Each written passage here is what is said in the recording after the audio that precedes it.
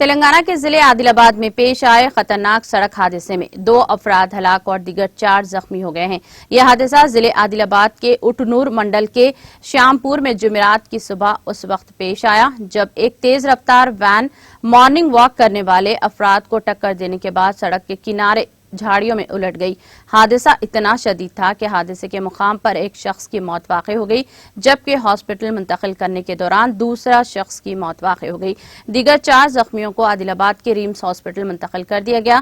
مرنے والوں کی شناخت فوری طور پر نہیں ہو سکی۔